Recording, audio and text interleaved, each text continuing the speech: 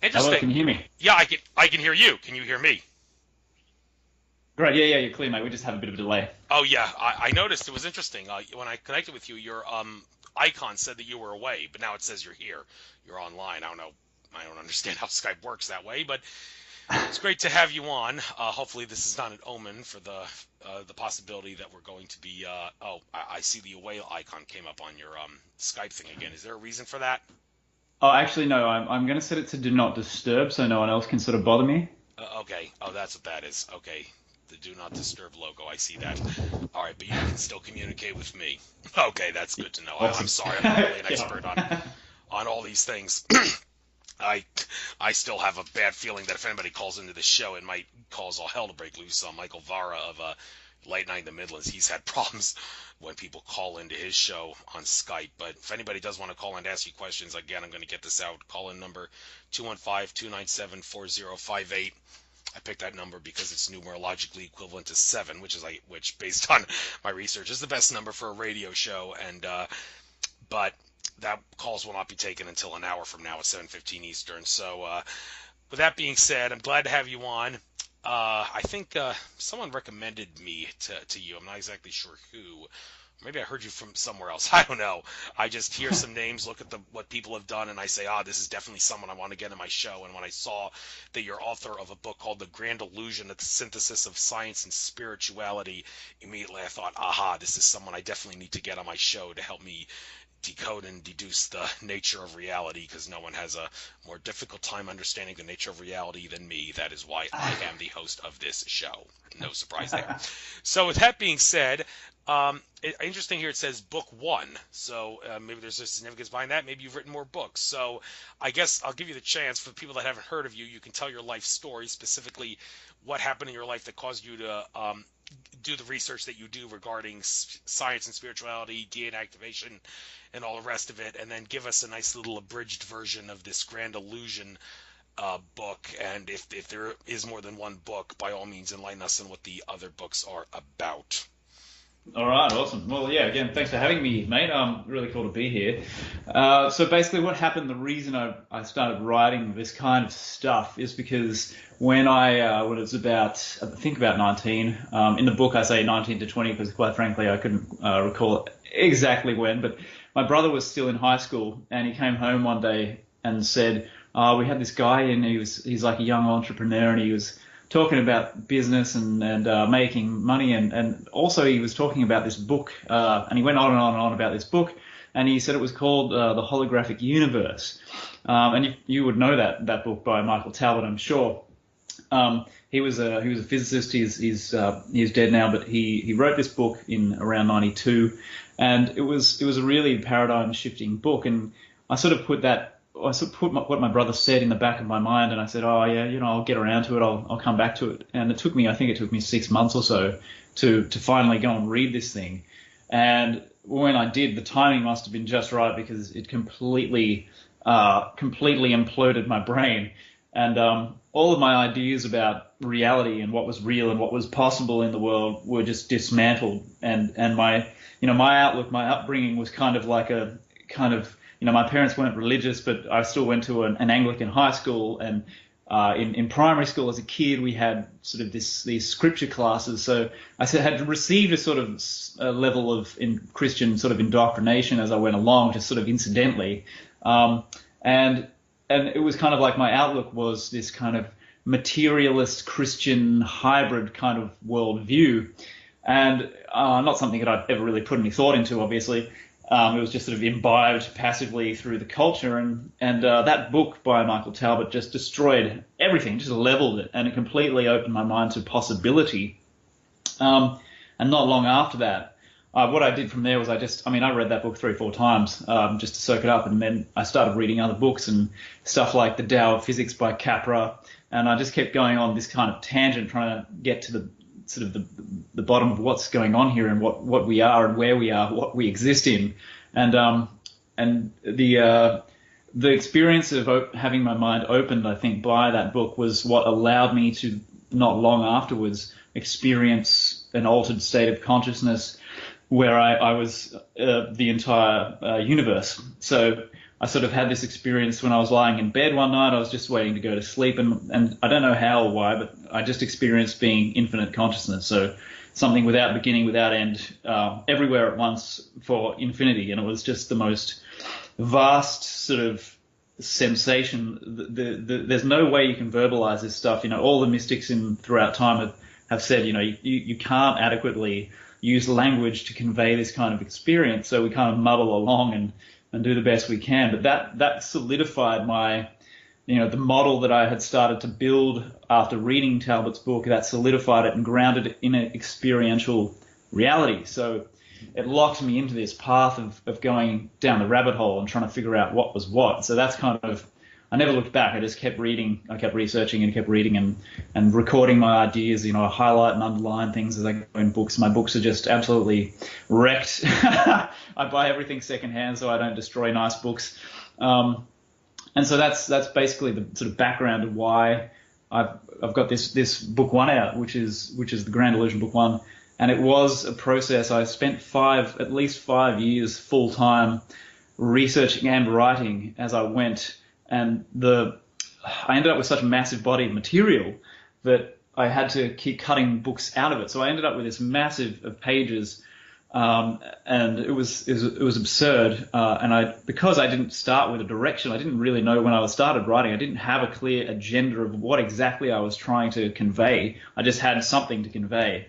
And it took 5 years, at least over 5 years, to actually hone that down and then figure out, okay, well, I'll chip away at this, I'll take this out, I'll take this out.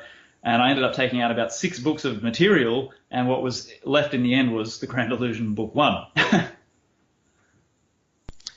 Thank you. And regarding the holographic reality that we are in, there's a little experiment that was done where some guy tried to make sense of how the holographic reality that we are in works. And that is what's known as the Schrodinger's cat experiment. Basically, a cat in a box did with some sort of vial poisonous liquid or something.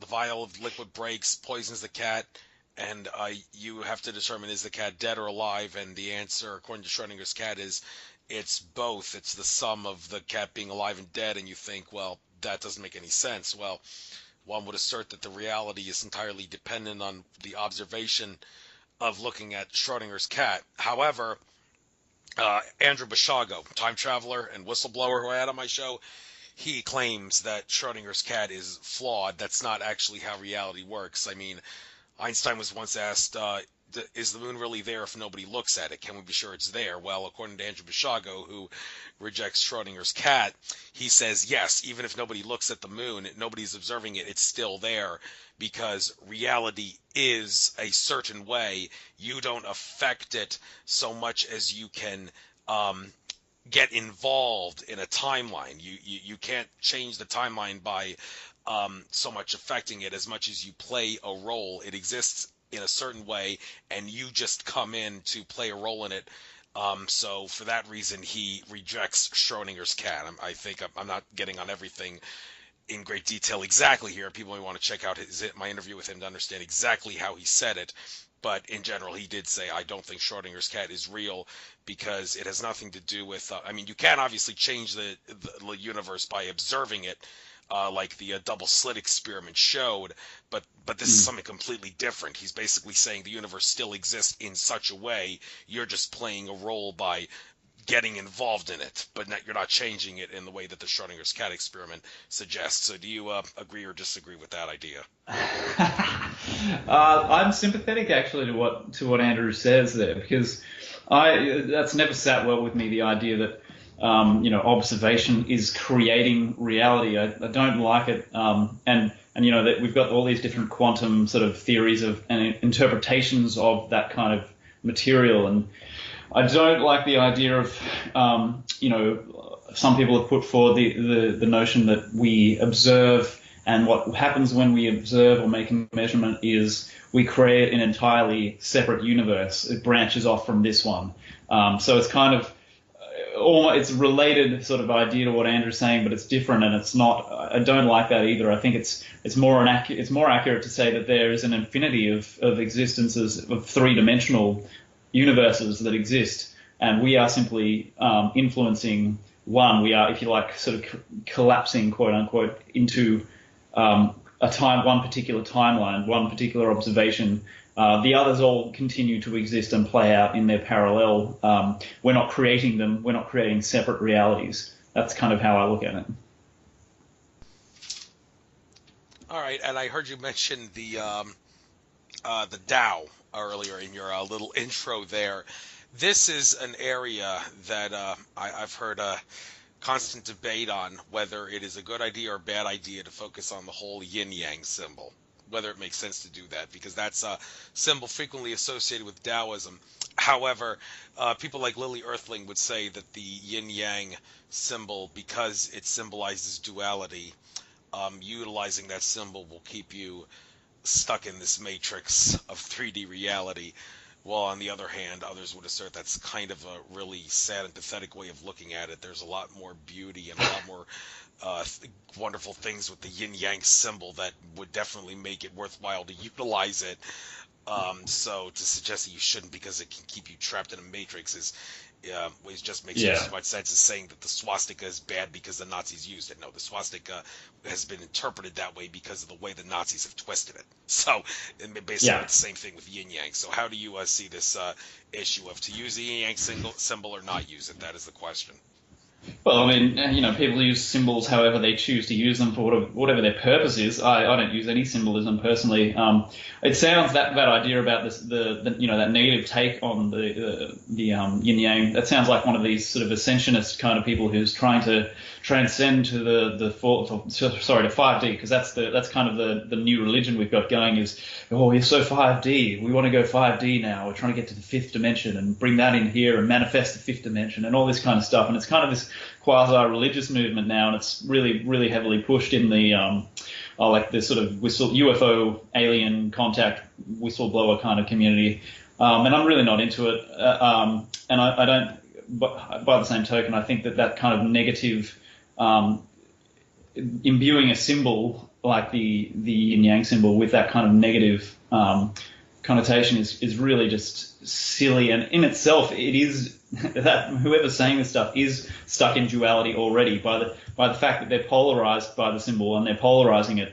It's just a symbol. It actually represents, it's a two-dimensional representation of a three-dimensional implosive vortex. That's what the yin-yang symbol actually is. So that's why you've got the black and the white and the white and the black. It's hard to explain because it's much easier if you can watch a video animation of it, which Nassim Haramein has done. Those guys have actually done an animation that demonstrates and makes it very easy to grasp the concept that it's actually a vortex point, and the white dot at the top or bottom is the top of the vortex where information flows in, and the black dot is where the information flows out, and that's kind of how it plays out. So it's what it is a model of, if you like, it's a model of how our reality works at subatomic levels, because everything ultimately is simply comprised of vortices. They're just little vortexes that are imploding information into them and building this sort of so-called physical construct, which is not physical at all. It's just 99% empty space, and it's made the only thing in it, the only thing that exists for us in this reality is actually just these little nano tornadoes that spin around and in their geometrical formations with one another create the appearance of a physical reality, which is actually the absence of, if you like, it's kind of like being in a fish tank. If you blow a bubble of water in the fish tank, the bubble looks like a particle, but it's actually the absence of water.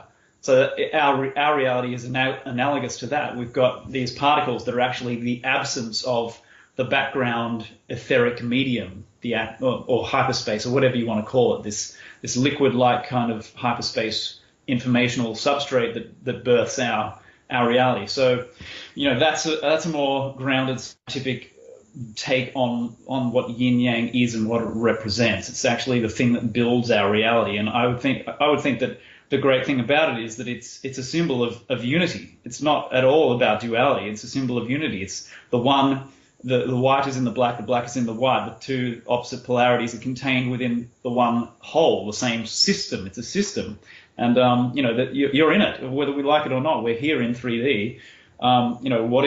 what is the problem with that? We've got lives to live. We have realities to create. We are absolutely creators of reality. The question is, what do we want to create? And let's just get on with it. And we don't need to sort of buy into these sort of quasi-religious movements that are trying to get us to ascend to other dimensions and things. I'm not into that at all, mate. Yes, I'm not really into that either. Well, I am and I'm not. It depends on the circumstance. We'll get into a little bit of that later on in regards to the whole ascension deception, if you know what I mean, thing. I think that makes for great radio.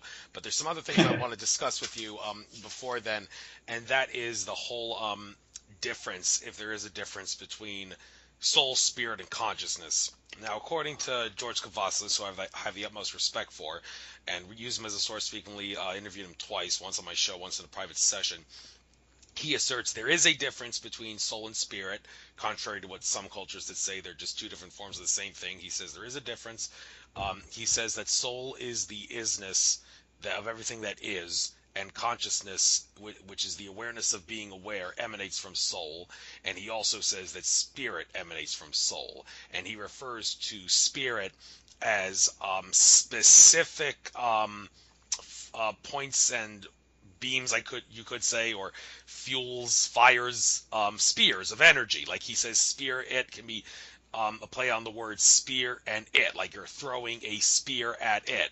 In this case, part of a soul is forming a spear that's coming out of soul and is going to some place and some time in some way to affect someone, something, or some reality. And that is what he basically sees as the difference between soul and spirit. Spirit is more focused and precise. Soul is just the isness. However, there's others, like I said, that would say they're one and the same.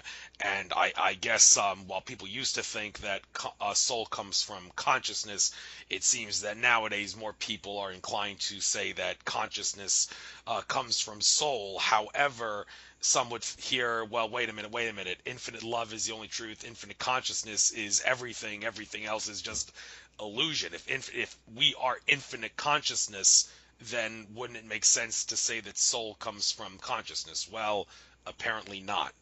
So for the people that are all confused about this, do you agree with the idea that spirit and consciousness come from soul? And if so, explain why you agree, and if not, explain why you disagree. You got the floor. Well, I would use a different lexicon, and I think everyone seems to do that anyway. Everyone who has a model of reality expresses it with different language. And I have another friend who has probably said something quite similar to what you've outlined there of George's. And my friend uses soul and spirit in exactly the opposite way to how I would personally. And that's why it's just pointless getting hung up on words. I think it's actually useful. I found it useful anyway to go back to the established kind of, if you like, traditional explanations or models and the language that are employed there, and then try to relate it to what we've got now in terms of the best information, the best science, the most cutting edge sort of stuff, and bring it all together into a somewhat cogent whole. So you could even look at Philip K. Dick and what he's done there, talking about the ground of reality he calls the Urgrund, and it's really just the same as the Hindu concept of Brahman, which is, some people would say is spirit. But I don't personally like spirit, and I'm not a huge fan of soul, even though they're useful terms in certain contexts. What I would start with is as neutral a term as possible and say consciousness is the ground of reality, and consciousness, in the sense I intend it, has nothing to do with human mind, ordinary human mentation or perception. It's again that vastness, that completely impersonal vastness, that completely unitive awareness, the awareness that is, the awareness that doesn't do anything, it doesn't perceive anything, it just is everywhere, eternal, timeless, and it's kind of like the void concept. That's where I would start. And what George has outlined, or what you've outlined of George's, sounds to me very similar to the sort of theosophical model where you have, the background fabric of reality, you call it Brahman or whatever you want, and then you have the monad, which is sort of like that soul spark, that initial spark of individualized point of awareness. and from there it shoots out rays down into the lower dimensions, and it forms, these lower vehicles of consciousness, lower vehicles like the causal body, the mental body, the astral, the emotional, the etheric, and ultimately in 3D, the physical body. So it sounds kind of similar to what he's talking about. It's just a different way of putting it. And I think that, it's great to look at many different perspectives and start tying them all together so you can find the common threads and figure out what actually makes some rational sense and what comes together and fits and what doesn't. And that's why, one of the reasons I do what I do is I've tried to cover every angle humanly possible and bring it together and synthesize it so that we have an up-to-date kind of rational view of or description of what reality is without getting stuck in individual systems of thought and biases and one guy's model's better than the other guy's or whatever. It's kind of my mentality is to try and go beyond those individual biases and bring things together on a level of scope, that really hardly anyone else seems to be trying to do. And good old Brendan has stupidly taken on the task of doing what no one else seems to want to do, which is do the that sort of overview, top-down perspective of, okay, here are the different dots, and here's what these people are saying, and let's start connecting them and see what emerges in the end. Because if you're just following one guy or another guy, you really end up getting sort of trapped by the limitations of their ideas and perceptions and their models. And that's one of the things that the Grand Illusion is designed to overcome, is those individual perceptual limitations, I guess. Yes, and another area somewhat related to this issue of using words and which word is better and whatnot. I mean, it makes for great radio conversation, so I might as well discuss it with you. The whole idea behind dimension and density having a difference or a non-difference. And the confusing thing about this is, while some people say that dimension and density, they use the words interchangeably, using two different words for the same thing, others would say there is a difference between dimension and density, and the difference is blah, blah, blah. But then another group of people would say, no, that's not right. The difference is between dimension and density is not blah, blah, blah. The difference is yada, yada, yada. Well, my point is that this is a subject that people will never be able to probably agree on, because there seem to be so many different ideas regarding whether or not there is a difference, and if there is a difference, what the difference is. So as someone who perhaps researches this stuff, could you help it make sense of why that is the case? Why is it that there is a group of people that would say the difference is blah, blah, blah, but another group that says the difference is yada, yada, yada, when it comes to dimension and density comparing and contrasting? Yeah, it's the old blah versus yada conundrum. I know it well. I would say my answer is a question. So my question is, well, what if all of this stuff that we're talking about, dimensions and densities and so on and so forth, is actually part of an information field that exists in the collective human consciousness? And what if it's just these ideas and stories that exist in the collective mind of humanity? And what these kind of people are doing is they're overwhelmingly, these personalities are tuning into the collective human unconscious. It's kind of like, they're going into the astral planes, or the mental planes, or whatever, and they're having their own sort of idiosyncratic perceptions and experiences of this kind of infinite gestalt entity that can't be harnessed by one sort of perspective. But what if the dimensional concept is just a form of interpretation of this information field that we find ourselves immersed in? What if maybe it's real, maybe it's not real. Maybe this is a construct that we've imagined, or we've created it somehow. And the more minds that feed into any belief at all, any belief structure, or any guru figure, any religious icon or whatever, the more minds that believe in it and invest in it, the more entrenched that reality becomes in those subconscious realms, in the astral planes and what have you. And the more people will tend to experience it like that. But that doesn't necessarily mean that that's how it is. Are you following me here? Yes, I am, and I'm always going to be on mute whenever you're talking, so there might be a delay in terms of response, just so you know. That's cool. No worries. Yeah, yeah. So hopefully that makes sense. I do talk a lot about in the Grand Illusion. I do talk a lot about dimensions, and I do mention densities as well. And yeah, some people have equated them. In my mind, I've kind of got this very loose because I don't want to get stuck on any kind of model because they're all limited. But I've got this kind of I conflate to a point density with dimension. So third dimension is third density kind of thing. But without getting hung up on it. The dimensions could just be information that we are decoding as additional spatial dimensions. They may be there, and also they may not be. We have a lot of people going into experiences using, hallucinogens or whatever technique they're using. Maybe they go and have these astral experiences and they experience a fourth spatial dimension and it blows their mind and they're like, oh my God, this is more real than the 3D reality I was just in. Maybe that is actually the case. Maybe the third dimensional realm is enfolded within an infinite fourth dimensional realm, and the fourth dimensional realm is enfolded within an infinite five dimensional realm. So we have all these infinities nested within one another.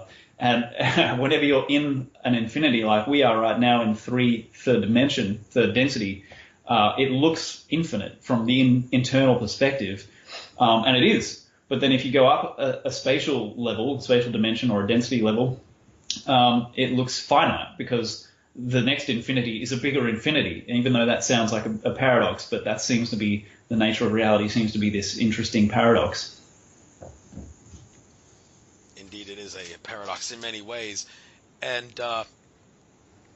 with that being said, I guess we'll move on to the whole DNA activation thing, and why it is that certain sounds seem to work better for DNA activation than other sounds. What I'm referring to specifically is the whole 528 hertz solfeggio frequency. There are, just like there's 7 chakras, there's 7 solfeggio frequencies.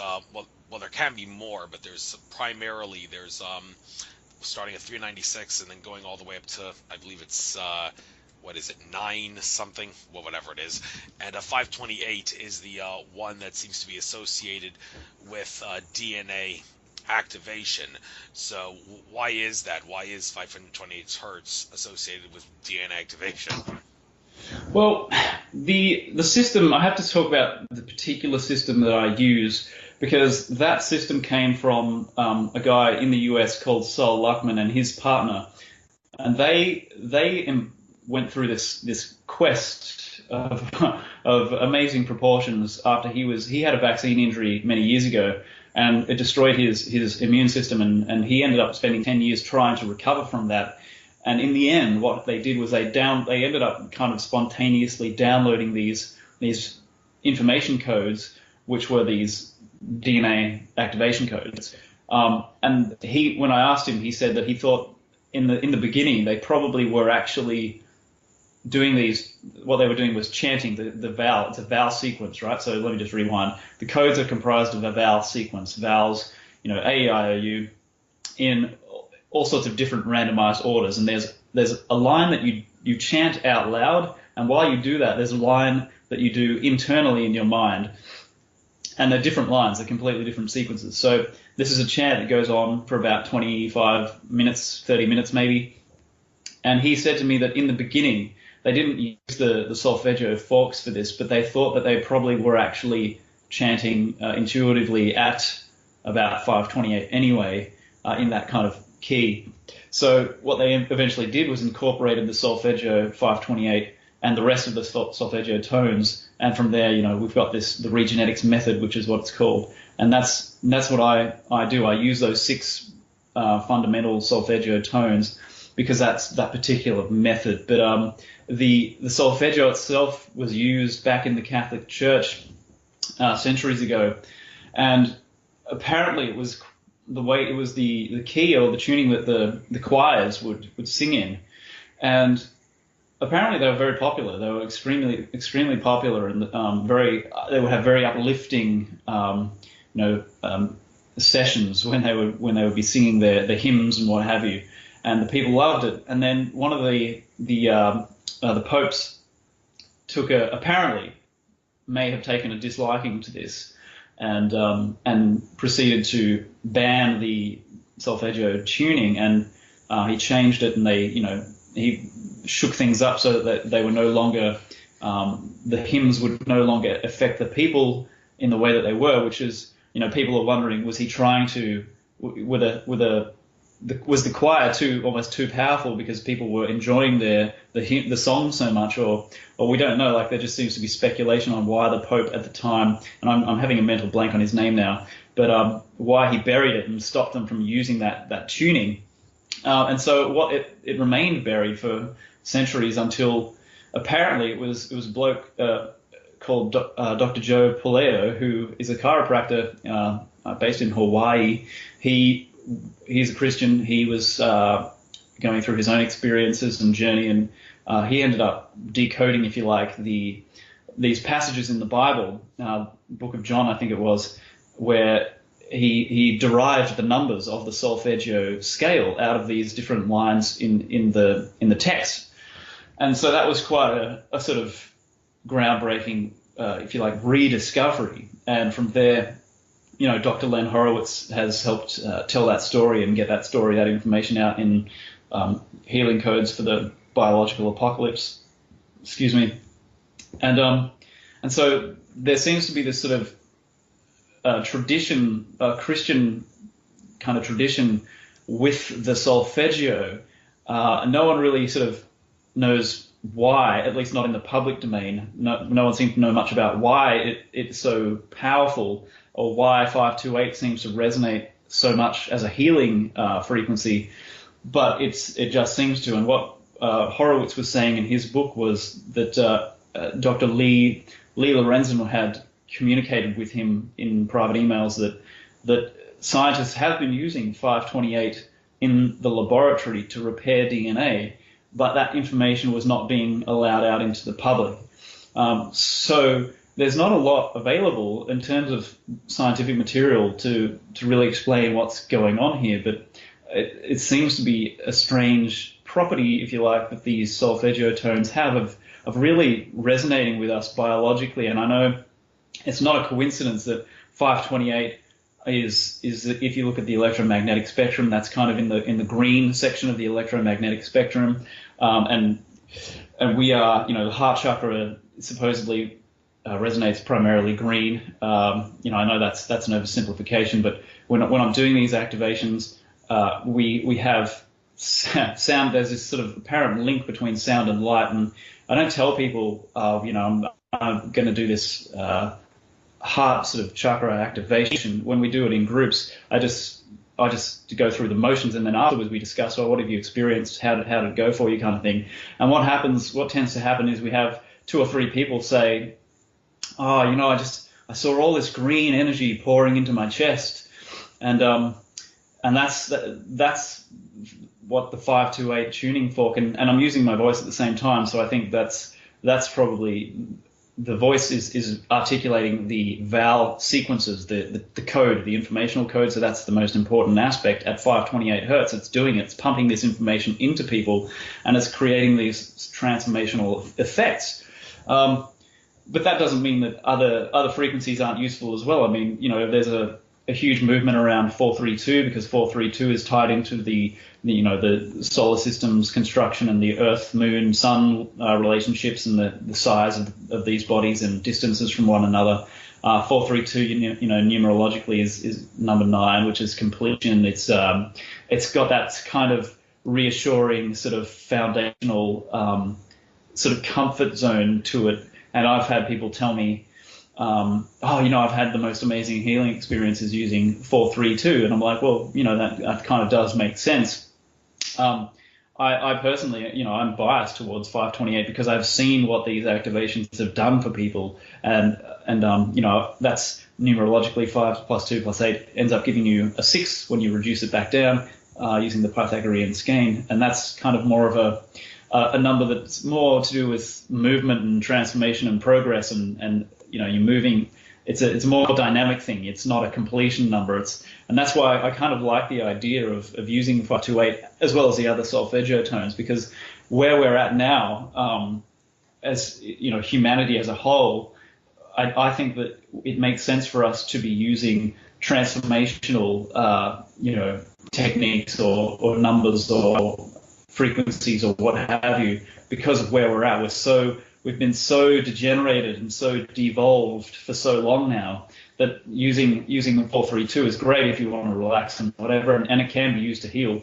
But to my way of thinking, from a kind of theoretical point of view, 528, the number 6, it would seem to be more appropriate in getting us up out of the rut that we're collectively in and moving forward to, sort of manifest our true sort of divinity, that divine blueprint that we're supposed to embody. And that's what I'm seeing happen with these activations. It's actually helping people to embody that. And I mean, it's just, the feedback I've been getting is quite humbling.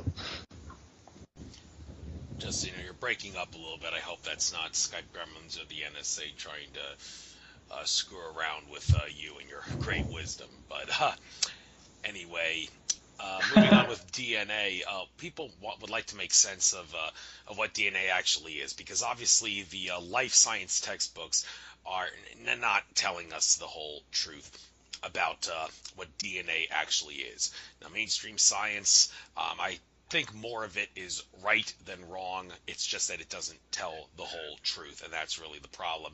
And that is such is the case with the science of what DNA is and how it actually works. So for those people that are still confused about what DNA is, tell us all the stuff that's, well, first of all, briefly, the stuff that's in the mainstream science textbooks that you'll find in high school and college, and then all the stuff that the textbooks don't tell us about DNA, specifically the stuff the powers that be don't want us to know.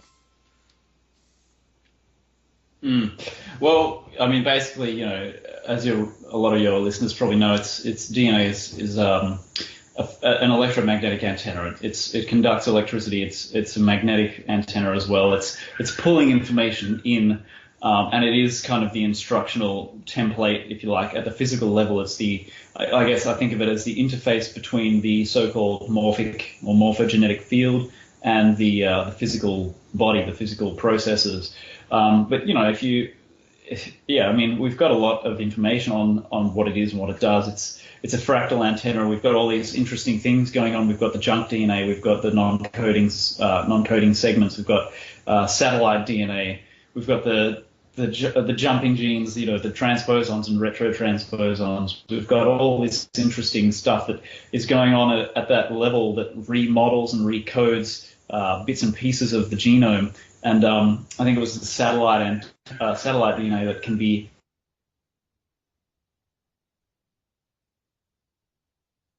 replicated and in capacity of the genome. We don't really know much about that sort of stuff at all. Like that leading edge kind of material that's been coming through, it's quite, I guess at the end of the day, it's quite scant. And I don't even know how much I subscribe to the idea that the powers that be really I mean, I'm sure there is material that's come through certain, scientific, think tanks or entities, maybe in the private realm. But I think we also tend to give too much credit to the sort of the puppet masters and ability to control or withhold information. I mean, most of the people who appear to run the show on this planet you would have to say they're asleep at the wheel. And we've got so much compartmentalization going on between different 90% of the time anyway. But to come back to it, it's really, if you have to be cutting edge work as far as DNA and what it is, it's, he'll talk about braiding of the DNA and the way that it is, imploding information. And, he's got it down to a science, a honed science there. So I give him a lot of credit. So I talk a lot about in the book, in TGI. I mentioned the connection to the DNA activation stuff. But really, I don't think we have a very good picture at the moment in the public domain of what's going on here and why, we have such an interesting situation and ability to influence our genetics using an informational code based on, the vowel sequence of our alphabet, for example. But we do know that intention is probably the most important component. And if you combine intention with that, the coherence of the heart, then you have the two ingredients necessary to really go in and reprogram DNA intentionally and consciously and edit, edit your reality and alter your consciousness, because obviously genetic expression does have to do something to do with consciousness. But yeah, I don't feel like I don't want to put myself in a position where I'm, sort of perceived as any kind of authority on the DNA and where we're at with it, because I don't see a really good sort of grasp on it just yet. I've got different bits and pieces. Like I said, Dan Winter's a genius. His material on implosion physics and DNA and wave phase conjugation is essential reading, but not everyone's going to be into that because it's a bit cerebral for a lot of people. Thank you, and I guess I'll give you the opportunity here to turn this show into a little bit of a sales pitch, if you want, talking about the specific types of individual DNA activations that you do. You got potentiation, articulation, elucidation, and transcension at a glance. And there seems to be a little graph down here showing how long each one is, and the potentiation and the articulation seem to last shorter than the elucidation and the transcension for whatever the reason. So why don't you tell us what exactly the science behind this DNA activation method is, how it works, and you're more than welcome, like I said, to turn this into a sales pitch if you want, to see if you could increase your customer input. So you got to tell us how this works. All right, thanks, mate. Well, basically, look, these are the 4 core activations of the regenetics method, and it's a timeline. So, everyone starts at potentiation, and it's a 27-month minimum timeline, so it's very, very spread out. The reason for that is because it's a Kundalini activation system, it's a DNA activation system. There's a lot going on here at once, and it appears to have come through in this sort of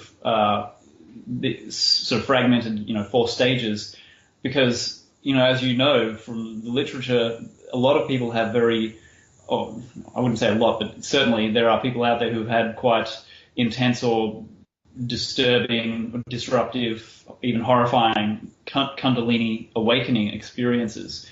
And this system, what it does is it's systematic, it's methodical, and it's very gentle compared to an uncontrolled Kundalini activation. So that's why it's broken up into 4 stages. Starts with potentiation 5 months later. What happens here is I want to mention this.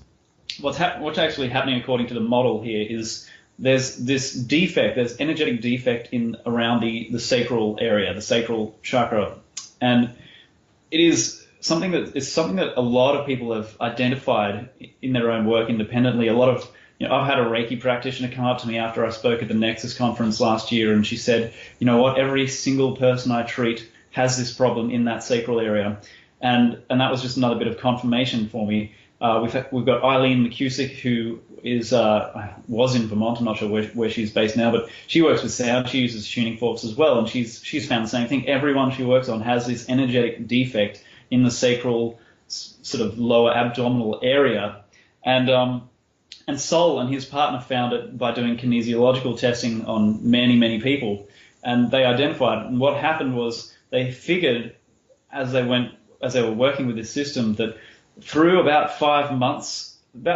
after doing the potentiation, the first activation, that defect is corrected, and it's apparently corrected by a second vortex, which is above we have the crown chakra, then we have this sort of 8th chakra above us, floating above our heads, and above that, according to their kinesiological testing, they found there's another vortex that is not meant to be there, and it's connected to that second sacral area. And what happens is it takes about 5 months apparently to descend and actually fuse with and merge with the sacral chakra, which has that defect going on. That defect has been talked about through the literature. I think Blavatsky and a number of other people have acknowledged that there's something quite wrong there.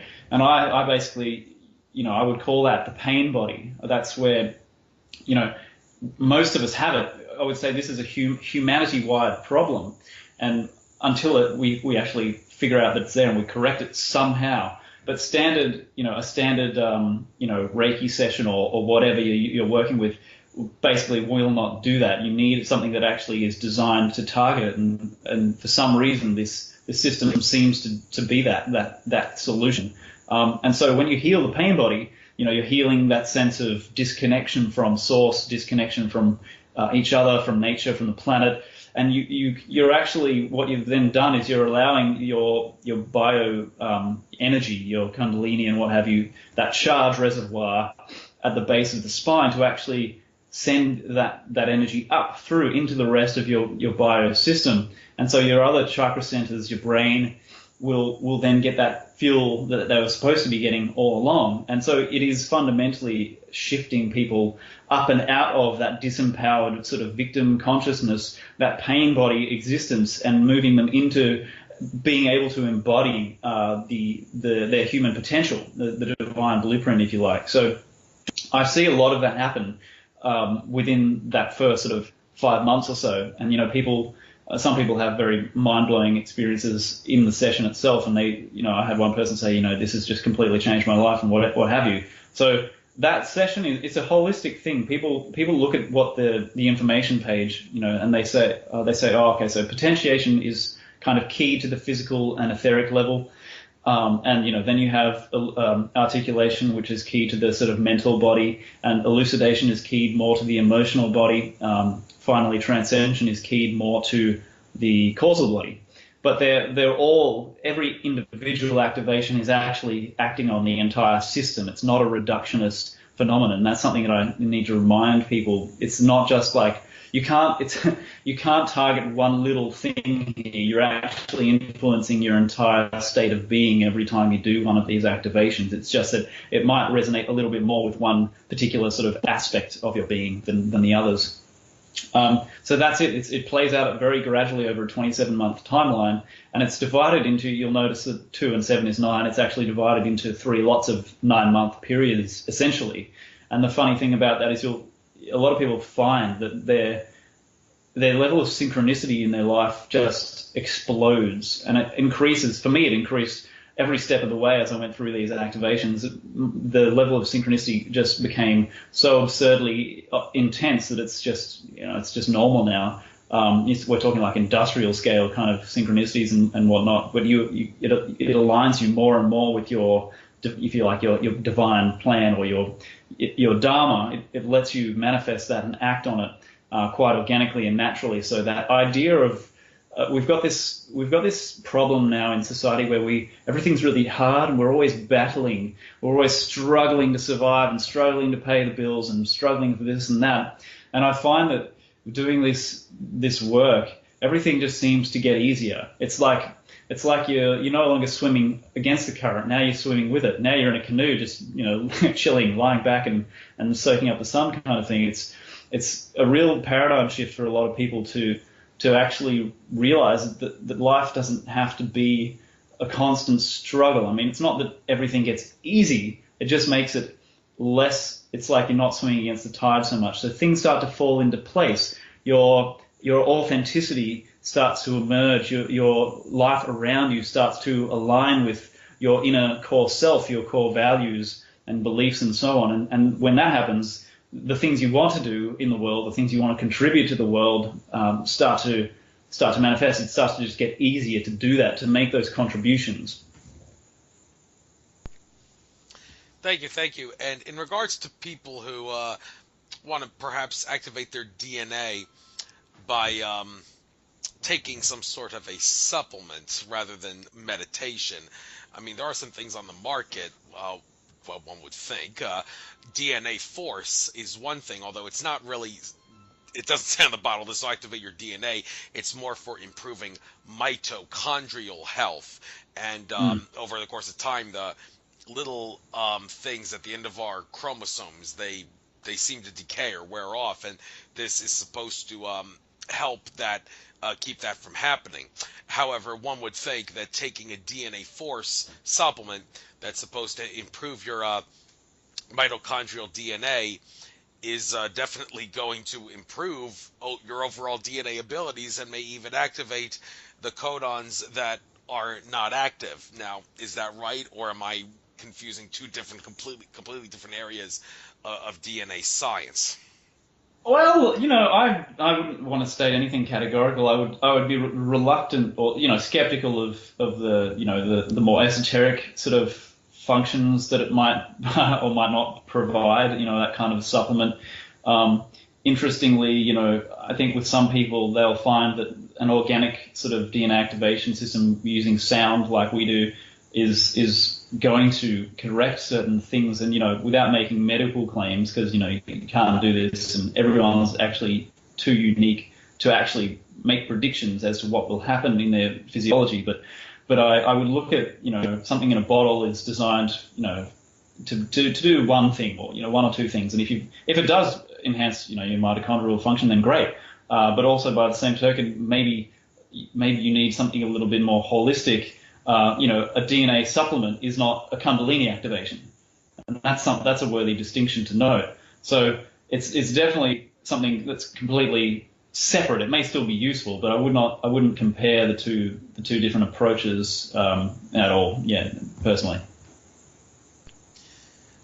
All right, and since you're very big on like the nature of reality, the reality that we're observing, and all that, switching from DNA.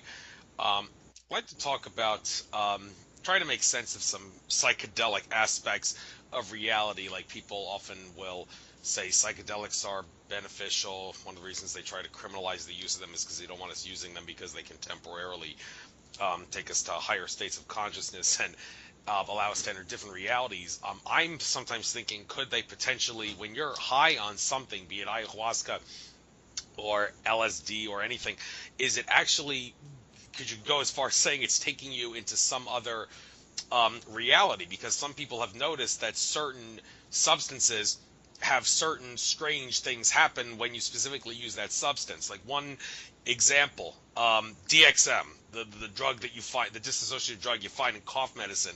I've heard of people say that when they are high on that stuff, something happens in, like, whenever they're high on cough medicine that is so out of the ordinary, and they're like, okay, well, this happened somehow because I was high on cough medicine. One example a guy gave was he was at some relative's house that was like out in the middle of nowhere in some desert rural area, like 5 miles away from a main road.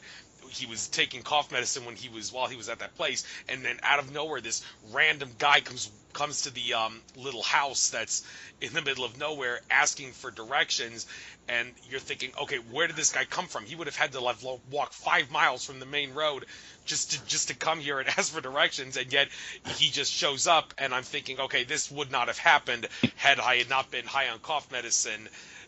So this makes you wonder, why is it that like people that are high on cough medicine seem to experience very abnormal things that you wouldn't find if you're not high on that? And can some also explain similar strange experiences that would happen with other types of drugs? And if so, what kind of experiences would those be? And what kind of drugs would you have to take to have those experiences? You know what? I did not know that people were getting high on cough medicine having these weird experiences. That's quite interesting to me.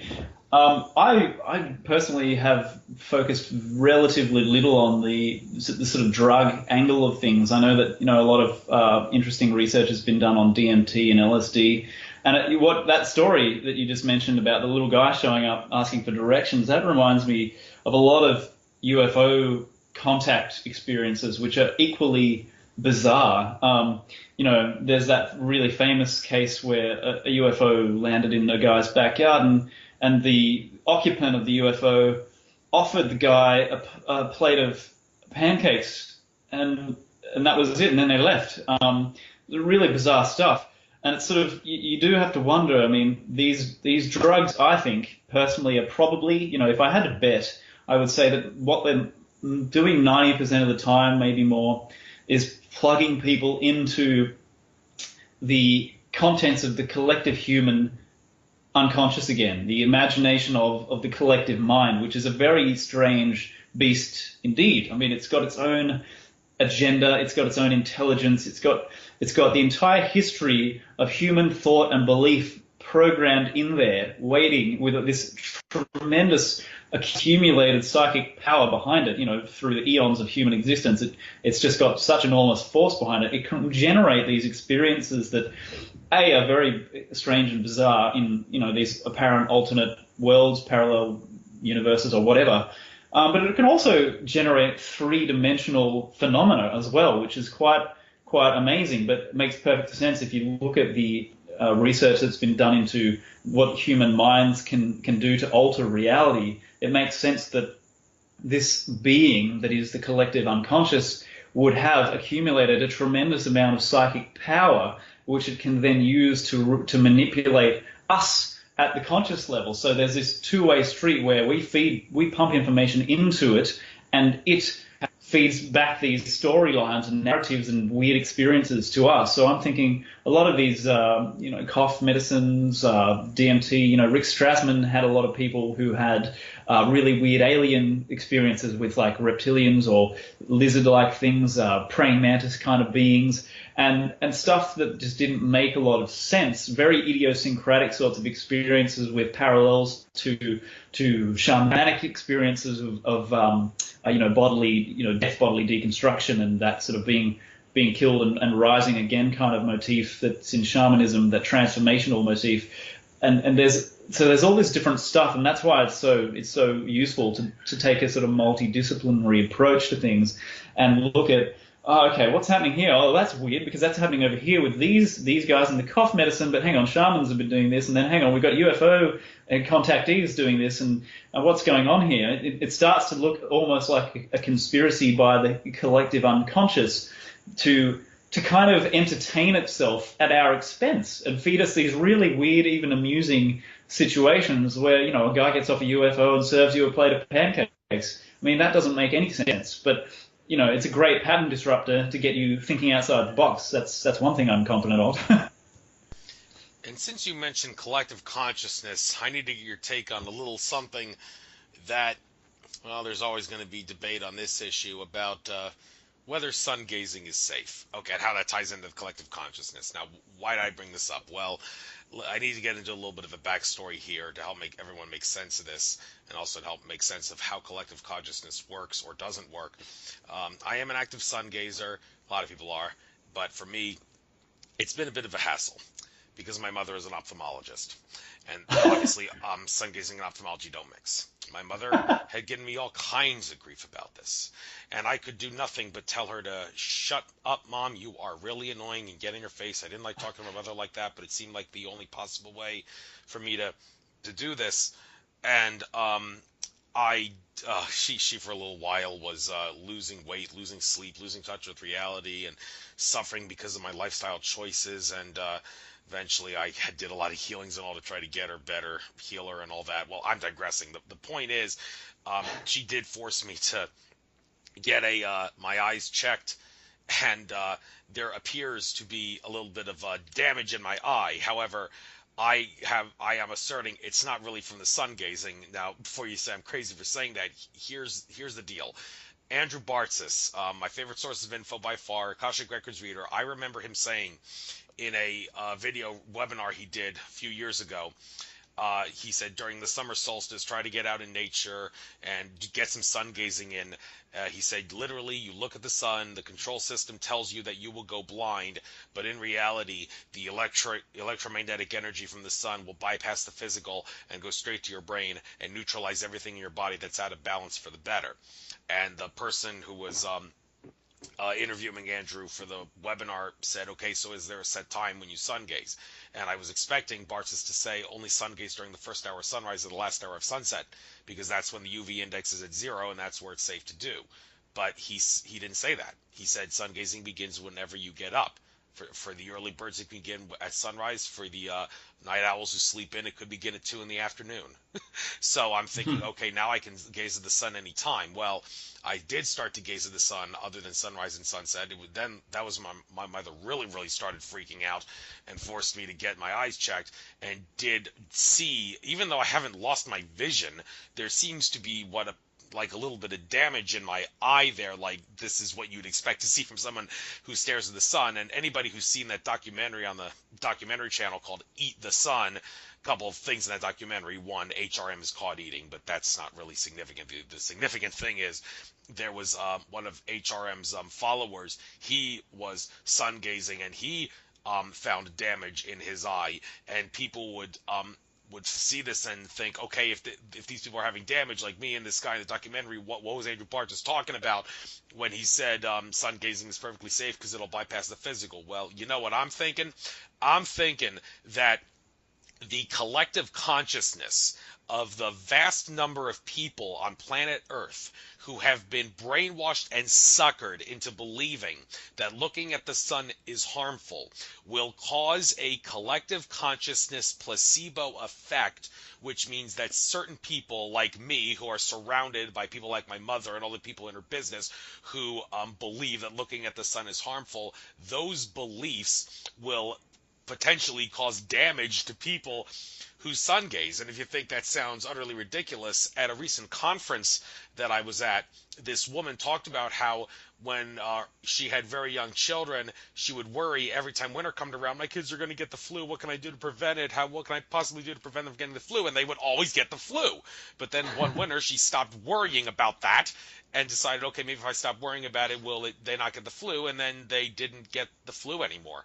And she realized her negative beliefs was causing a placebo effect of sorts to cause that to manifest into the reality of her kids getting the flu. And when I told my mother that, I think the reason my eyes are damaged is because you've been stressing out about me so much that it's caused a placebo effect of damage on my eyes, she was like, wow, how can you blame me for something like that? Well, maybe I'm not so crazy after all, because the power of collective consciousness, for the reasons I've explained, may cause a placebo effect to, among other things, cause damage to sun gazers' eyes, even though sun gazing is not supposed to be harmful. So am I right? Am I wrong? What do you have to say about all this? That's a great story. I think I sympathize with your point of view, actually. I think that there's a lot of power in the collective unconscious hypothesis, because we know, especially when you're connected to someone genetically, you've got that morphic resonance between you and your mother. So whatever she's pumping into the field, the vacuum, the ether, whatever you want to call it, whatever she's pumping in there, that information you are going to be unconsciously picking up on and possibly allowing into your reality field, which will then reprogram your reality field. So, I mean, how often do you see your parents, stressing out about something like, don't hurt yourself, don't do this, you'll hurt yourself. And then, what happens? You do exactly what they said. You hurt yourself exactly how they said you would. And you're thinking, God, if you'd just not been there, I would have been fine. and they're programming our realities. And quite possibly, you might be right. Your mum may have unconsciously, through her fear, that emotional intensity, programmed that into you. Now, I'm not blaming her. I'm not saying that's definitely what happened. But I do actually like the sun gazing concept. There's a lot of science coming out now that says, there's over 1,500 different frequencies that the human body utilizes from the sun, and it's healthy. We need that warm sort of golden light. We need that for our eyes, to actually nourish our eyes and the rest of our physiology, obviously. And we sit around all day staring at these blue computer screens, we have these horrendous lights in our ceilings that are, halogens, not quite as bad as the other one, but the other one that's really white, which is just horrible. And we're not designed for it. We're not adapted to it. We're adapted to the sun's light. And there's a huge fear-mongering campaign around it. And I don't think that it's really a conspiracy, because most of the people who are in positions of influence and authority are themselves completely incompetent and ignorant, and they're not in a position to really consciously manipulate us. So they're afraid. Most of the time, these people are neurotic and afraid and really poorly informed, and then they use the media and what have you to broadcast all that crap out into the world. And yeah, there could be definitely a collective unconscious process that actually is saying, no, you know what? We believe that you're going to damage your retina. So here it is. Here's some retinal damage for looking at the sun, when really the sun's actually helping.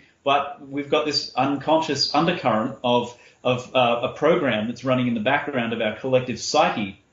And I was going to say something in addition to that that's very relevant, and now I'm having a mental blank because I've sidetracked myself.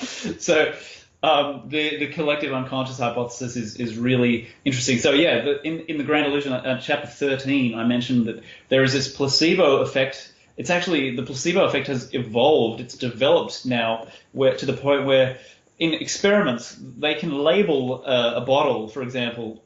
They can label it as a placebo, and it will contain a placebo, but it will still produce a sort of medical, real, measurable effect. And no one understands why this is happening or what's going on. It's sort of this bizarre sort of evolution of the placebo effect. So now it's really weird, because now you don't even need to believe, and you can still get the effect. It's quite a strange thing. So I think that there's something shifted in the collective mind again, and now we're running this different story. So hopefully we can overcome the fear, the irrational fear around the sun gazing, because I do talk about H.R.M. Marnek in the book, and he was scientifically studied as well, and one of the scientists who studied him put forward the hypothesis that he because he had quite an enlarged pineal gland as well, excuse me, and it was quite well developed.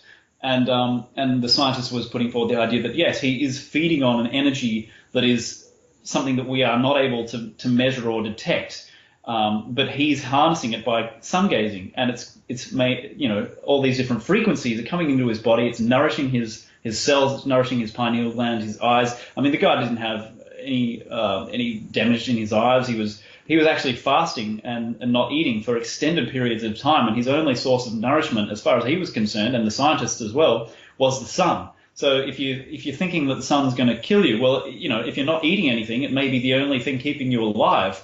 And so I get a bit into him in the book, and this idea of these frequencies that we can't perceive, that maybe if you have that clairvoyant faculty, you can see it. Like, for example, Barbara Brennan, she talks about these sort of pranic energies being harnessed from the sun and coming in directly into the forehead, into the third eye.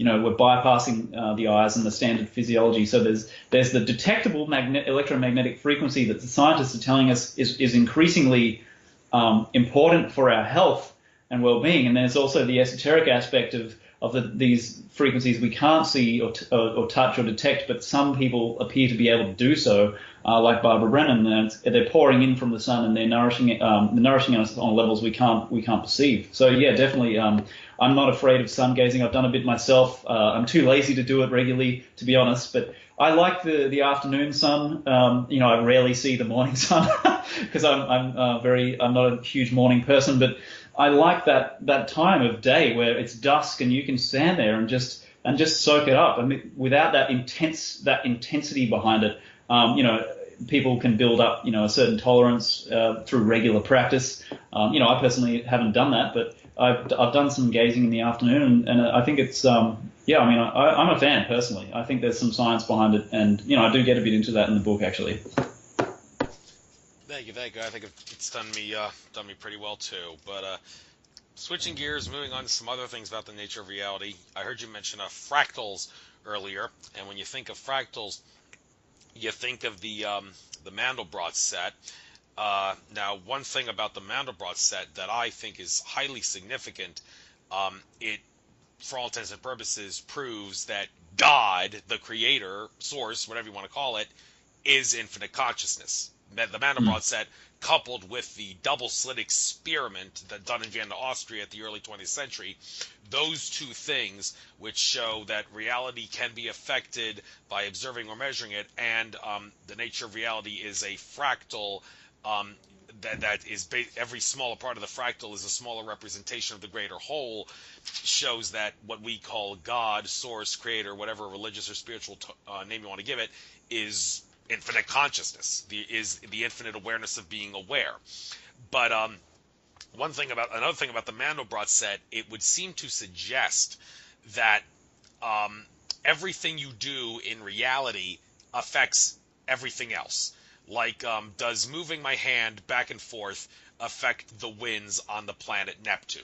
Some would say, well, no, that of course not, because it's too far away to do anything. Well, those that follow the Mandelbrot set would say, well, actually it does, but it affects the winds on Neptune in such a small, infinitesimally small way that you would not be able to detect it for all intents and purposes. But the fact that the Mandelbrot set, no matter how deep into that Mandelbrot set you go, you change one little part of that set, just the fraction of it, the whole entire rest of thing changes at such a small level that it can't be decoded. And that it's not crazy when you realize that numbers go into infinity. How many places are there after a decimal point? An infinite number. The number pi, perfect example. Infinite decimal points. You can't measure the length of a coastline because for every concise measurement that you get, there will always be more and more and more points after the decimal point to try to get the precise measurement. So the point I'm trying to make here is, how do you determine what your spot on the Mandelbrot set is? Like, I've heard some people say you can't. Someone like David Icke, the powers that be are really afraid of him. They wouldn't dare murder him because if they murder him, it would cause a huge disturbance in the Mandelbrot set, that everything that he stood for would cause a revolution to happen at a much greater rate now that he's dead than it would if he were still alive, which would ruin the powers that be's agenda because they cause massive karma for themselves by killing him. So consequently, David Icke would have a much larger, you would think, Mandelbrot set representation within the greater Mandelbrot set. Now, is everything I'm trying to say making sense to you? And are there any other things besides the Mandelbrot set that I haven't pointed out here that you, being a researcher, could help enlighten us about? I think you've done a hell of a job there, mate.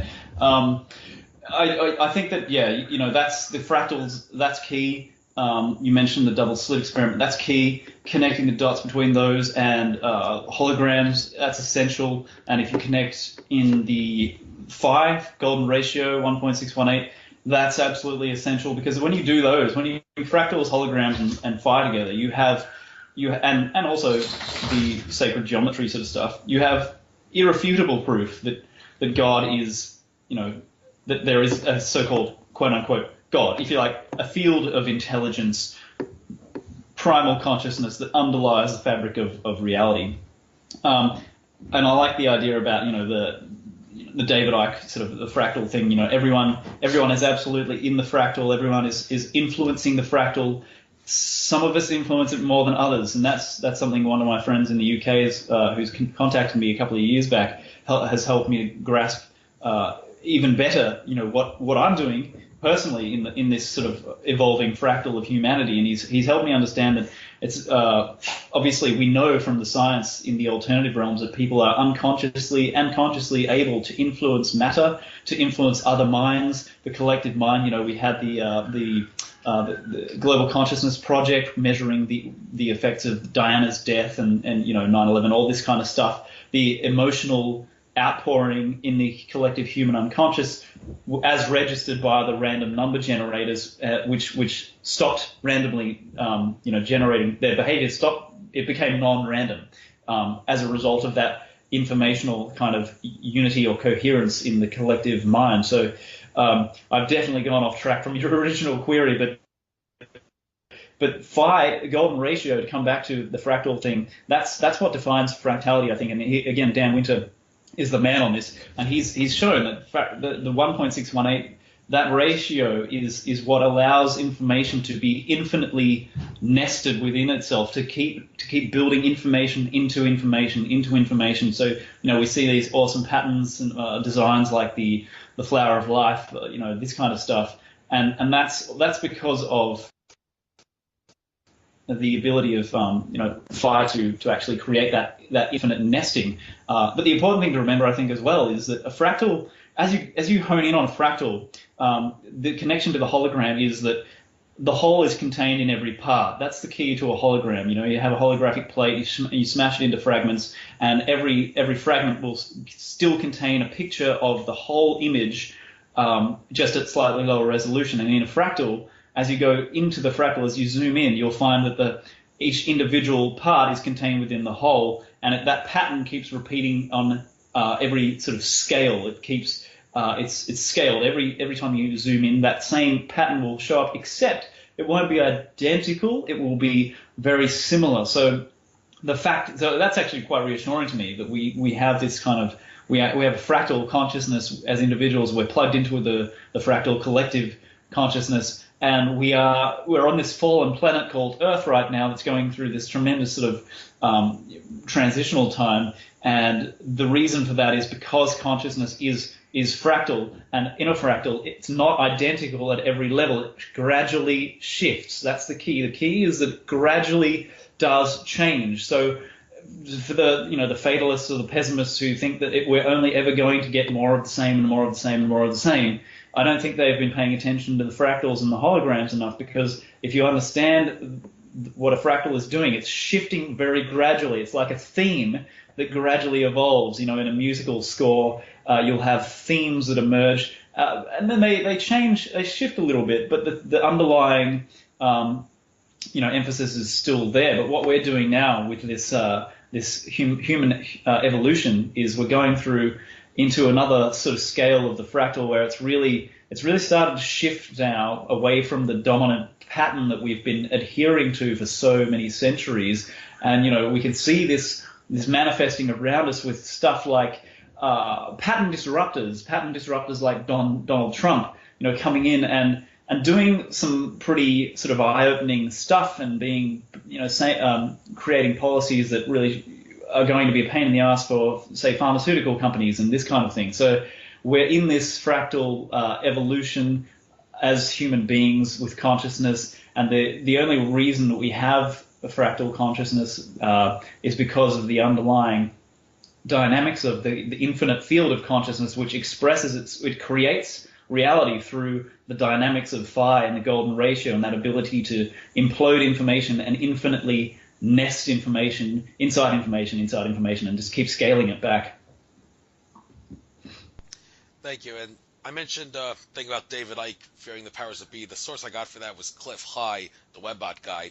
And Cliff High, he also has talked about the universe flickering in and out of existence 22 trillion times a second or something like that. Like every second, he says the universe goes in and out of existence 22 trillion times, and that means that there's another 22 trillion times where the universe is not existing. So you got a grand total of 44 trillion.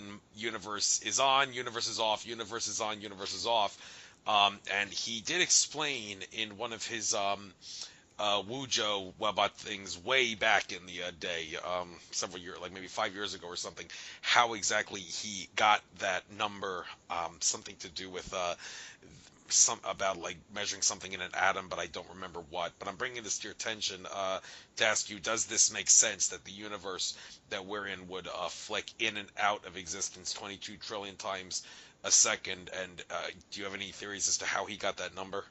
I don't have a clue how he got that number. That's the idea of the flickering on and off is something that's been around for quite a while.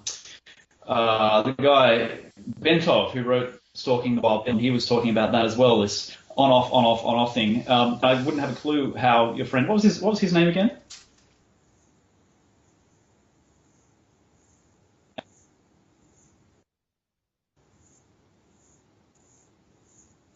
Still with me, Matt? Have I lost you, Andrew?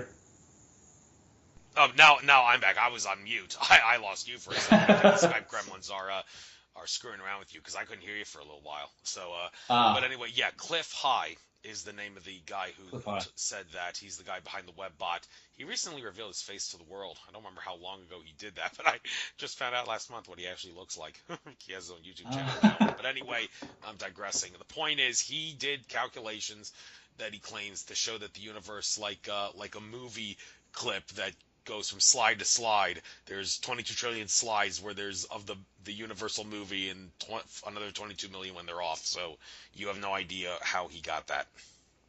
No, I don't, and I'd be fascinated to learn how he did get those numbers, because I think there is something about that concept that resonates. I think there's probably validity to that.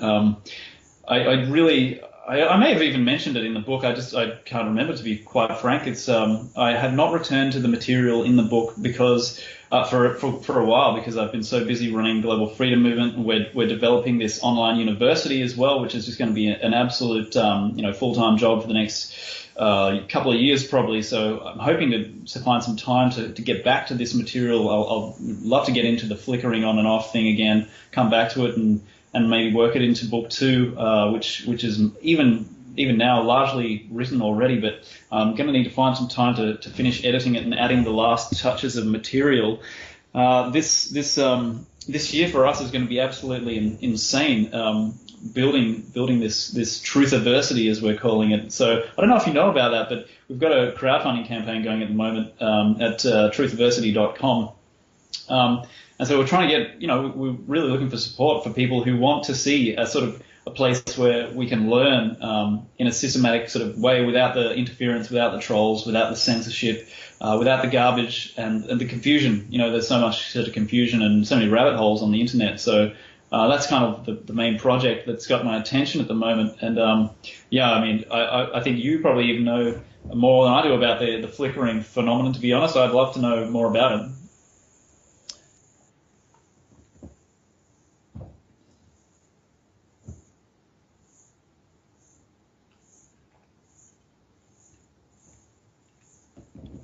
And I've lost you again. Oh no, I'm there. I somehow put myself on mute. My bad. Okay. Boy. Okay. But anyhow, I was saying that another thing that involves measurements, where you figure something out from the measuring something at the subatomic level, involves something John Major Jenkins did. John Major Jenkins, in his book Maya Cosmogenesis 2012, which he wrote in 1998. I never read that book. I did read the 2012 story, which he wrote in 2009, but not Maya Cosmogenesis 2012. And in that book, he did explain that it's not an accident that the precession of the equinoxes of the Earth, which ranges from like 25,000 something years to 26,000 years in that span, it is identical, or just about identical, to the distance in light years that the Earth is from the center of the galaxy, 26,000 light years. And he explained in his book that's not an accident, and he did explain how he got it. And it has something to do with the precession of a proton relative to the proton's location from something else. I tried to research this on the internet, but I couldn't really find anything except for some things that mention it in passing. So it seems like John Major Jenkins' only book, the book My Cosmogenesis 2012, is the only place where this synchronicity of distance from the center of the galaxy relative to precession of the equinox time period is the same, where it's explained. And it seems kind of strange, because it seems like such a significant thing. You think more people want to know the answer to that, but for some reason it doesn't come up in conversation, even though it's so in your face obvious and obviously significant. So do you could you perhaps offer a theory as to why the numbers are the same in that regard? Well, I could refer to vague general principles, like the fact that, we've got this electric universe theory, which is starting to really catch on at the moment. The basic principle there is, it's a plasma universe. Plasma is 99 point whatever % of our physical universe. And the rule with plasma is that it's the same rules, the same dynamics are playing out on every scale of existence. So plasma, the rules are scalable. It just goes. Let me rewind there. So because of the scaling effect, I would think that that connection that Jenkins is talking about, that's kind of the underlying basis of it. And in galaxies out there in the cosmos, we see things that are quite strange that mirror our human DNA molecule. Like we've got that spiral phenomenon. I don't remember the astronomical name they gave it now, but it's quite well known, that double helix out in space, which looks exactly like a double helix in our cells. And the proton connection to the center of the galaxy. This is all what happens in a system, an informational system that is ruled by and governed by by far that implosive principle where information is nested into itself infinitely, and it's scalable. In the plasma universe, in the electric universe, you get that same rules emerging or dictating physical dynamics at every scale of existence. So I think the answers to what Jenkins, or the explanation for Jenkins' observation, lies probably in those disciplines, those theories there. Thank you. And getting back to the whole dimension density thing, in regards to giving, regardless of whatever term you use, a specific number, interested to know if maybe you might have touched on this. It's interesting how when you talk about the number of dimensions or densities that there are, the numbers vary, but there seems to be two camps that are pretty prominent: the 12-dimensional camp and the 22-dimensional camp.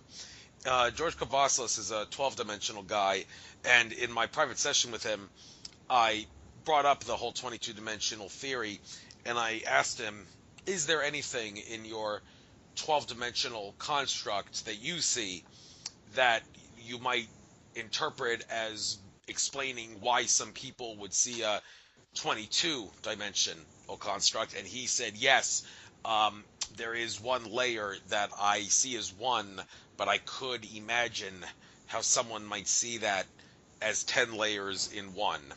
This was a while ago when he talked about that, but since I brought this up, do you by any chance know what he's talking about?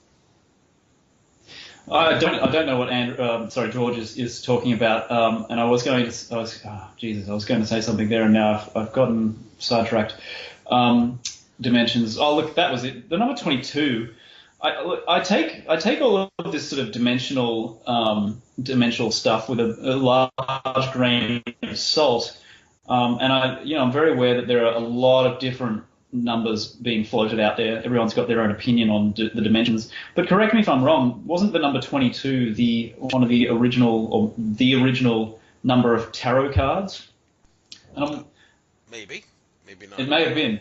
I believe I had a friend who pointed that out to me a while back as being the possible reason why we're tuning into this sort of idea of 22 dimensions. Because what happens in the collective unconscious is it takes these numbers and these ideas and archetypes and it recycles them, and it uses them, it repurposes them, and puts them back out there and into the human. The human mind again, and in a different form, and it creates, what it really is good at doing is taking those themes and symbols and archetypes and building a slightly new but not radically different kind of a almost religion around them. And so you've got to kind of look at the historical aspects of and the psychological aspects of humanity and say, well, where might that number actually emanate from? Because people are going into these altered states, having these astral observations and what have you, and they're touching the collective mind again. And what happens is there's a tendency for these observations to be taken at face value instead of interpreted on a more sort of subtle level. And that's not intended as to be disparaging or as a put down at all, but that's one of the things that I'm wary of, is when we see a number 12, like 12 is something that shows up everywhere. Jesus, the Son of God, had 12 disciples. 12 is hugely, it's hugely embedded in the collective unconscious. We've got 12, the zodiac, the constellations, all this stuff. It just keeps showing up and showing up and showing up. And you've got to sort of go back and go, well, what has this meant to us symbolically through history, through the evolution of humanity? What have those numbers actually meant, and where have they been used before? And could they be being sort of resurrected or repurposed to create another storyline now, another narrative that we can be sort of drawn into and mesmerized by? And maybe that's what's happening. I don't sort of worry too much about how many dimensions there are. I don't think it's a practical piece of information. It's not something that's going to change how I dress today or what I have to do. I'm still going to need to do X, Y, Z. It doesn't really matter whether I'm doing that in 12 dimensions or 22. I think the 12 is something that makes sense on a primal level, because it's so programmed into us on a deep sort of cellular DNA genetic level, that we can just sort of settle on it with comfort, because we've been there for so long with the number 12. It's just comfortable for us. But, it doesn't matter how many dimensions there are. I think the answer is infinity, and that's because every level is infinite, and every level contains an infinite number of levels within it. So trying to count them ultimately is a fairly futile kind of endeavor. Thank you. And now I want to talk about something that a lot of people are sick and tired of hearing about, but whenever I talk about it on my show, it's only to help make sense of why the whole thing, the arguments for it exist. And that is the whole flat earth theory thing. Interesting thing about this, I interviewed Alex Ansari, and he said a few times on his show, people are bombarding me with this flat earth stuff. I don't want to hear about it. Could you please shut up about it? And then a week later, I was scheduled to interview Santos Bonacci, and it was only 2 days before then that I found out from looking at his Facebook timeline that he was in the flat earth camp. So I had to cram, like a college student cramming for an exam. I had to cram the flat earth thing, studying what Santos' presentations on that, because I knew I was going to have to debate him. And I did debate him on the subject I had on my show, and my listeners weren't too impressed with what he had to say. And what really pissed me off, I must say, I told him that he's more than welcome to upload my show with me interviewing him to his channel, even though I'd upload it to mine, and he did.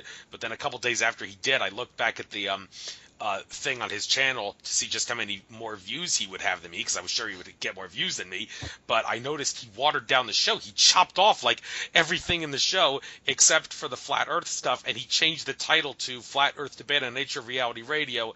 And I'm thinking, oh, give me a break. I mean, there was so many other things in that interview that we talked about besides flat earth that people could have found useful, and he had to get rid of all that just because he was obsessed about this flat earth thing. And that just goes to show you that people who obsess about this flat earth thing do seem to lose touch with reality, to the point where they will literally use heavy peer pressure and say things like, believe in flat earth or I'm not your friend anymore. And as a matter of fact, Santos did say that. He posted that publicly on his Facebook timeline, so there's nothing wrong with me saying it publicly on my show. It just goes to show you that people believe in it kind of are going really crazy in regards to being belligerent and selfish and all. But the problem is, a lot of people that do believe in flat earth, they seem to have what appears to be a lot of empirical evidence to back up what they're saying. Just like how 9/11 truthers can use laws of physics and such to show that the story of 9/11 is a fraud, people that believe in flat earth can use what appears to be empirical evidence that shows that flat earth is real. So how could they be wrong but their evidence appears right? Well, the short answer, and this is George Kavaslis who tried to explain this when he tried to make sense of this, he said that the flat earth makes two-dimensional sense of something that is really a third-dimensional construct, and that enables the evidence to appear that it's genuine, because you're just moving down a dimension, so the measurements will appear genuine, but that doesn't necessarily mean that they're right. You're just not looking high enough. Your consciousness hasn't been expanded enough to realize that the three-dimensional measurements that are also correct do also show that it's right, and just because the two-dimensional look is right doesn't mean it tells the whole story. That's it in a nutshell. But are there any other explanations that you can think of to explain how it is that the flat earth people seem to have evidence to prove their point, but yet the earth is not flat, even though the evidence that they have shows it? Well, the first thing I would say is that to play that game, it's all about cherry picking and being selective with your evidence and ignoring simply remaining unaware of what does not support that case. But I actually put this question to my friend Nick in the UK, who's author of It, Blue Angel Night, which is a book that really gets into this idea of how the collective human unconscious manipulates us human beings. Even though it is us, it's the mirror image of us, but it's still very manipulative. It wants to control us. And I asked him, what do you think is the deal with this flat earth renaissance? And his reply, I think, was the most interesting it was the most interesting take on the subject that I've seen so far, because he said it's like basically what's happening is the collective human unconscious, which is essentially like a young child, like it's barely a toddler, right? Emotionally and intellectually, it's basically a toddler. It's taking this idea again and it's re-examining it for just like one last re-examination of this idea just to like see if it's missed something, try and understand it better, to try and see is it valid, is it real, what's going on here, and it's in the process, it's polarizing a whole bunch of people, a subset of the community, into believing, ardently in a religious fashion with religious fervor that the Earth is actually flat, and it's just that phenomenon of the collective unconscious going and revisiting something, and it's got such enormous psychic power behind it that it's in the process the minds of the psyches that are vulnerable to that kind of pressure will yield and become believers. We see this all the time in all the different religious movements around us. The cult of normality has all sorts of absurd belief systems going on that are not supported by evidence, but the psychic power behind it is just too much for most people in many instances to resist and have their mind remain their own. So we've got this phenomenon playing out, and George is right about the two-dimensional thing. I mean, what is a sphere? If you push a sphere through a two-dimensional flatland, those people in flatland will experience it as a circle. It'll be a flat Earth. So it's kind of this regressive evolutionary or devolutionary regressive tendency that we're revisiting this idea, and people are kind of becoming polarized by it. And I think that it's instructive to look at the way that, say, Santo handled that and edited his video. I mean, I haven't seen it, but I'm sure I can imagine how it's been edited. And I have nothing against him, but he's one of those minds that has become completely and utterly polarized. And I never see these people acknowledge the things that are really, really highly inconvenient to that belief structure. Like for example, leaked NASA footage showing from near Earth orbit, which shows the Earth in the background, clearly not a flat Earth, clearly roughly a spherical thing. UFOs flying around it and buzzing past and all this sort of stuff. Clearly, this is information they haven't seen or do not want to acknowledge. And I saw an interesting comment in a recent version of Nexus magazine. Someone wrote into Duncan and said, I've been involved in the nautical world, and isn't it interesting how the ships used to use spherical trigonometry to navigate? And the reason they had to use spherical trigonometry was because the Earth is basically spherical.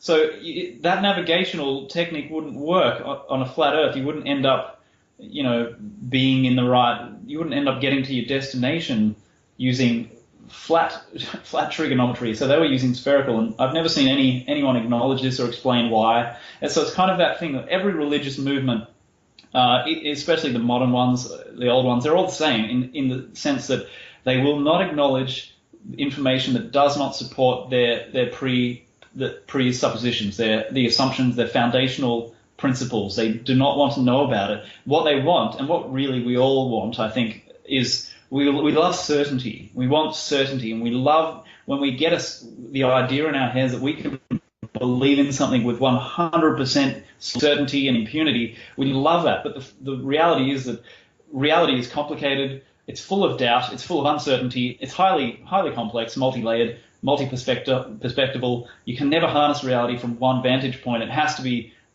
essentially, to harness reality, which is infinite, you have to be able to see it from infinite perspectives, which can't be done. So what I'm saying is these people should consider embracing uncertainty and be willing to feel that insecurity and that discomfort that comes with not knowing. And that's a sign of maturity. And we're not seeing a lot of that maturity from, I certainly haven't seen a lot of that maturity from the people, the adherents to the Flat Earth movement. And I have nothing against individuals. I've been unfriended by people simply, I don't even, because I haven't even touched that subject. I won't touch it on Facebook. I don't want to get involved in the divisiveness of it. And I see it as a waste of time. It's one of these rabbit holes that has a very hypnotic effect on people. It pulls them down into this subject where they will never solve the problem. They will always be searching for more, answers, trying to understand. They'll never get there. And meanwhile, the practical stuff that we have to deal with it gets neglected. I mean, whether the Earth is flat or whether it's spherical, you and I still are debt slaves. We are still under the thumb of the Federal Reserve System, the IMF, the World Bank. We've still got these crooks running the show. We are still debt slaves. We still have to eat, shit, and breathe and sleep. We still have all these other pragmatic concerns and things that need to be shifted and changed urgently, dealt with urgently. And meanwhile, we've got people getting their panties in a knot because someone doesn't believe that the Earth's flat, and it's just ridiculous. We really, I mean, I just think, these people really need to get a grip and grow up a bit, because we have things that need to be dealt with now, and when they're sort of done and dusted, or at least we're getting somewhere with it, then we can worry about whether we're eating, shitting, breathing, and sleeping on a flat platform or around one, a sphere. I don't care, whatever, but we'll get there when it's really appropriate. Right now, I really see it as a big diversion, and it's not because it's a conspiracy or a psyop. It might be.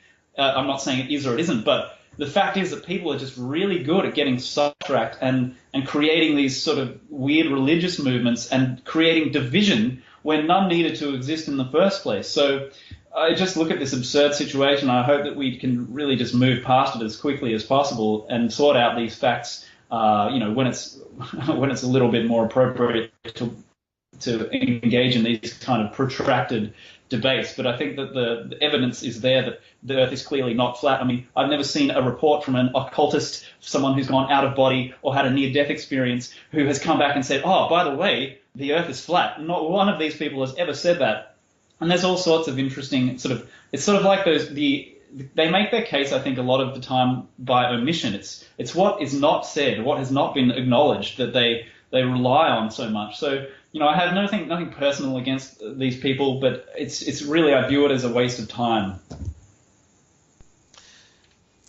Well, people are entitled to believe what they want to believe, but if you're going to believe something, even though the evidence shows that what you believe is not true, well, if that's not stupidity, then I don't know what is. But moving on, time for one last subject. I guess we can go a little past 8 if you need to finish a thought or something.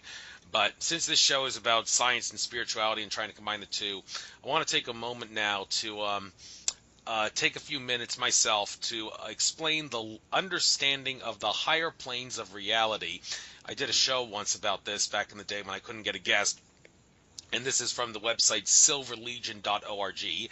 Silver Legion being a group of freedom fighters and such that come from higher dimensions and densities and save people in this universe and others. And a woman named Tanath is the contactee liaison on Earth who works with the Silver Legion. She's the one responsible for the silverlegion.org website. There's a page here called The Higher Planes, talking about the what's above the physical Earth. And I'd like to take a few minutes to read this, and then in the last few minutes of the show, I'll give you a chance to critique what I have to say about this. I'll try to make this short, sweet, and quick.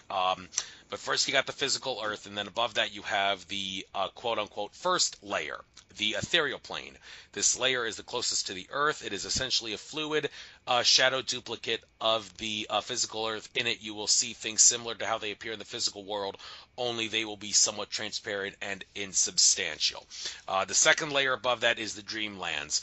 The dreamlands are where we all go when we sleep and dream. Everything is highly fluid and malleable. Things change from one instance to the next, often unpredictably and randomly.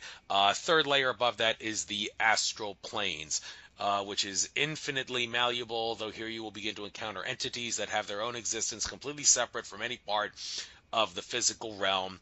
And unlike the dreamlands, this level of planes can be dangerous to those who have not studied how to protect themselves. Then above that, there's the barrier, which is between astral and above.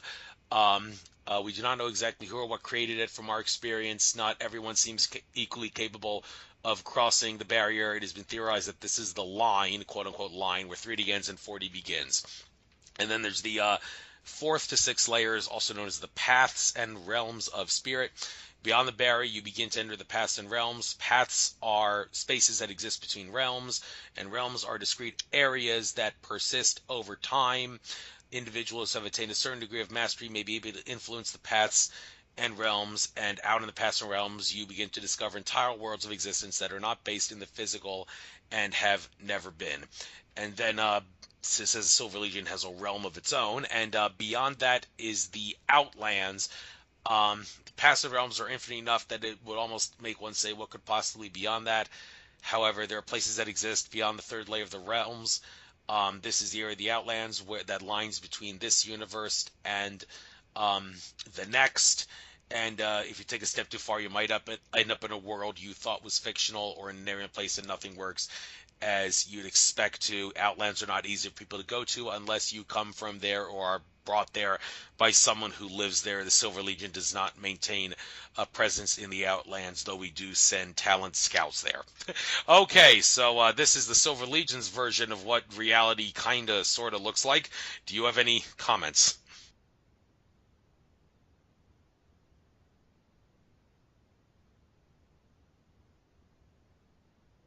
Brendan, I can't hear you. I can't. Oh, sorry, mate. You got me back? Now I can hear you. Yes. Okay. Any comments? Okay. Yeah. Look, you've given me the easy ones to finish off. Obviously, it sounds quite similar to a lot of other descriptions that have been offered by occultists, esotericists, people who've had NDEs, contactees. There's sort of a lot of themes running through these different people's models and versions of reality. So I personally, that's the first time I've heard of the Silver Legion, I think you said, and that's quite interesting. I'll have to have a look at their stuff in more detail and try to bring it back to the other material I've got. For example, the Ra material, which I'm sure you've read, it talks about the densities and the different levels, and it's just one of those things where no one knows anything for certain unless they go there themselves. And even if you go there yourself, you have to realize that every dimensional level above this one is abstract, but every dimensional level up from that one becomes increasingly more abstract and increasingly more abstract, and so on and so forth. So here we are, we're nested in the third dimension, we're nested inside all these infinities, and every infinity gets more complicated and more abstract. So, I mean, how are we supposed to even try to begin harnessing this stuff and understanding it? It's a very daunting task when you really get a bit of a grasp on that concept of complexity and then abstractness, because when you're going into these realms, you're going into it's an altered state of consciousness that plugs you into the collective bubble, and maybe also possibly beyond the collective bubble. But when I hear this stuff about pathways and the Silver Legion and the Ra entities and their people, the beings from Orion, all this sort of stuff, I often think to myself, these are probably narratives in the collective human unconscious that are still evolving, and we're still building energy into them and changing the story and kind of mesmerizing ourselves with them. I've personally, I've only ever bypassed all those sort of intermediary levels, if you like, so to speak, to put it with, in a very sort of dodgy kind of way that only, our language doesn't allow us to express this stuff very well. But I've bypassed all that sort of stuff in my experiences. Basically, I've gone to infinity. I've gone to the unity of consciousness that has nothing to do with human ideas or beliefs or dimensions, densities, aliens, demons, devils, any of that stuff. So my experience with those other levels is it's not non-existent, but it's quite limited. I've seen in one meditation in particular, I saw some very interesting visual effects. But beyond that, it's plugged me into infinity. So I've been able to feel galaxies and planets, the entire universe sort of flowing through me, which is again something you just can't even describe. But the ideas that are being put forward by the Silver Legion entities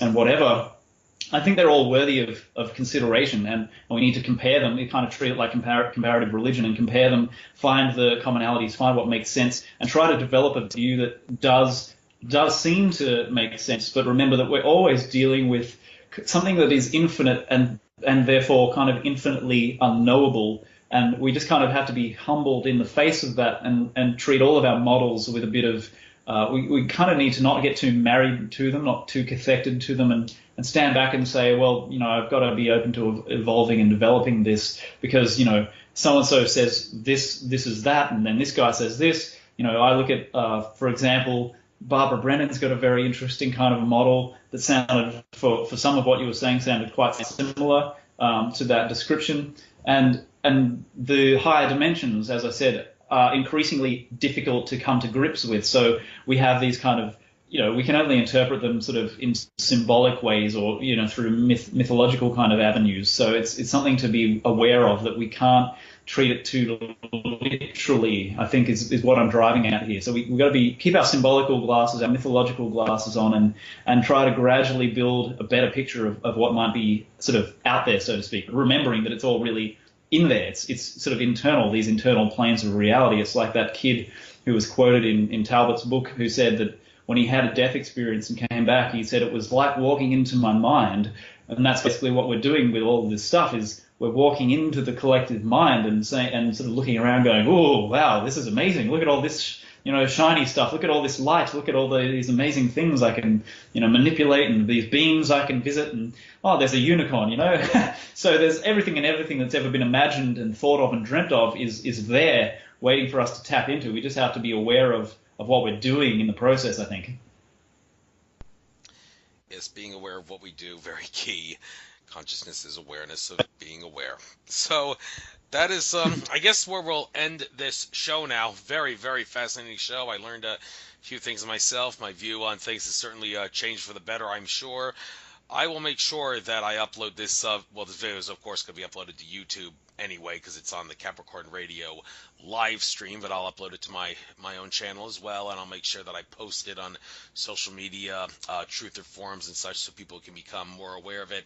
Hopefully, in due time, you will see an increasing amount of people purchasing your books and also taking advantage of your DNA activation thing, and anybody who says you're just doing it for the money is obviously too closed-minded and can't think of any other way or any other reason why you're doing what you're doing. And I know you're doing it for the highest good and highest consciousness and love and awareness for humanity. No question about that. You sure showed that in this interview. So it was a pleasure having you on, and I do wish you the best of luck in your future endeavors. Brendan Murphy. Take care now. Andrew, thanks so much, man. It's been great. Thank you.